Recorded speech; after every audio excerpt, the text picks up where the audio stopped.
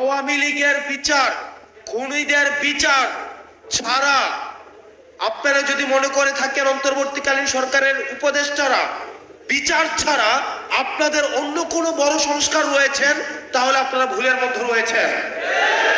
খুনিদের বিচার হচ্ছে এই অন্তর্বর্তীকালীন সরকারের উপদেষ্টাদের প্রধান এবং প্রথম সংস্কার।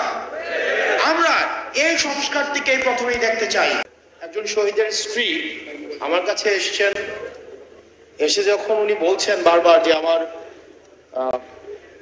স্বামীকে তো আর ফিরাই দিতে পারবেন না, কিন্তু যাদেরকে ধরা হয়েছিল তাদেরকে আবার কোর্ট আবার জামিন দিয়ে দিচ্ছে, তার আবার ঠিক আমার বাড়ির সামনে দিয়ে এখন ঘোরাঘুরি করে, আবার ঠিক আগের মতো করে, ঠিক যেভাবে 5 আগস্টের পূর্বে তাদের দাম্ভিকভাবে তাদের পথ চলা ছিল, ঠিক এখন আগের অবস্থার মতোই তাদের স্বাভাবিক জীবনযাপন করছে।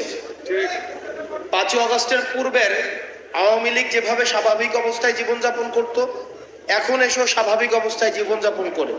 এটা আমাদের ব্যর্থতা। এই ব্যর্থতা আসিফ নজরুল স্যারেরও ব্যর্থতা।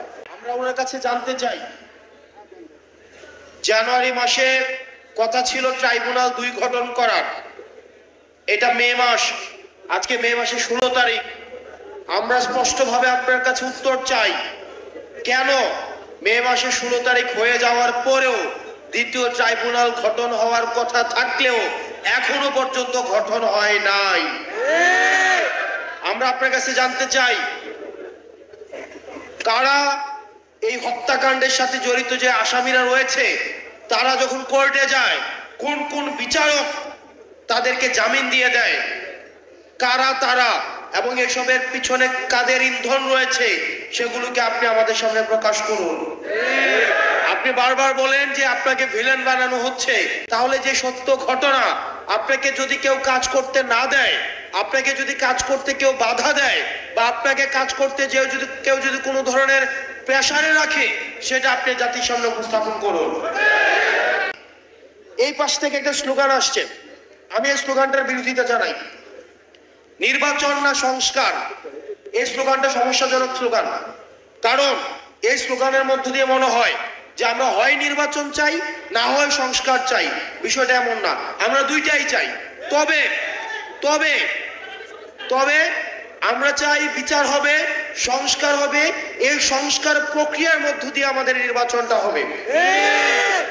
এখানে আমাদের অভিজ্ঞ রাজনীতিবিদ যারা আছেন, অভিজ্ঞ যারা দীর্ঘ 17-18 বছর ধরে যারা নির্যাতন নিপীড়নের শিকার হয়েছেন, আমার পরিবারের অনেক মানুষ রয়েছেন 17-18 বছর ধরে, আমরা তাদেরকে বাসায় আসতে দেখি নাই। আমার নানা আছেন এখানে, দীর্ঘদিন ধরে বিএনপি রাজনীতি করছেন, আমরা দেখেছি যে পালিয়ে পালিয়ে দীর্ঘ সময় বেড়াতে হয়েছে। আপনাদেরকে মাথায় রাখতে হবে, আওয়ামী লীগ যে নির্বাচন পদ্ধতি বানিয়ে গিয়েছে, এই নির্বাচন পদ্ধতির খেলার মাঠটা শুধুমাত্র আওয়ামী লীগ যেন খেলতে পারে সেই উপযোগী করে সেই মাঠটা বানানো হয়েছে, সেখানে আপনি খেলতে পারবেন না। আপনি আগে সেই মাঠের সংস্কার চাইতে হবে, নির্বাচন পদ্ধতি সংস্কার চাইতে হবে। আপনারা কি অস্বীকার করতে পারবেন যে পদ্ধতির নির্বাচন হয়, সেইখানে একটা ওসি সেখানে নির্বাচন করে দেয়, একটা এসপি নির্বাচন করে দেয়, একটা ইউনো নির্বাচন করে দেয়? তাহলে একই পদ্ধতির যদি আপনার নির্বাচন ব্যবস্থা থাকে, তাহলে এই নির্বাচন এই 5 আগস্টের পরে প্রপার ডেমোক্রেটিক ট্রান্সফরমেশন এই নির্বাচন কমিশনের মধ্য দিয়ে সম্ভব নয়। সেই কারণে আমরা আপনাদেরও সহায়তা চাই, যাতে করে আমাদের একটা যেন প্রপার গ্রহণযোগ্য ফ্রি ফেয়ার এন্ড পার্টিসিপেটের একটা নির্বাচন হয়। সেটার জন্য নির্বাচন কমিশনের সংস্কার নিয়েও আপনারা কথা বলেন। দুঃখজনক বিষয়, আপনারা জানবেন নির্বাচন কমিশন থেকে বলা হয়েছে, আমরা আমাদের থেকে একটা প্রস্তাবনা দিয়েছিলাম, যারা ফেরারি আসামি আছে, যারা গণহত্যার আসামি আছে, তারা যদি নির্বাচনে অংশগ্রহণ করতে চায়, তাহলে তারা সশরীরে এসে তারা পেপার সাবমিট করতে হবে। আপনারা জানেন নির্বাচন কমিশন সেটার বিরোধিতা জানিয়েছে। আমরা নির্বাচন কমিশনের কাছে জানতে চাই যে আপনারা কাদের পারপাস সার্ভ করছেন। দূষণরা যদি নির্বাচনে অংশগ্রহণ করতে চায়, তারা সশরীরে এসে তাহলে নির্বাচন কমিশনে তাদের পেপার সাবমিট করতে হবে। এটাতে সমস্যা কোথায়? এটাতে সমস্যা কোথায়? আমরা চাই এই কাঠামো পরিবর্তনের মধ্য দিয়ে আমরা চাই আসিফ নজরুল স্যার থেকে শুরু করে স্যার আমরা আপনার উপরে ভরসা রেখেছি, আপনি দীর্ঘ সময় ভোকাল ছিলেন, শিক্ষার্থীদের পাশে ছিলেন। আমরা বিশ্বাস করতে চাই আপনি শিক্ষার্থীদের আস্থা আশা আকাঙ্ক্ষার আপনি হচ্ছেন যথাযথ মর্যাদা দিবেন।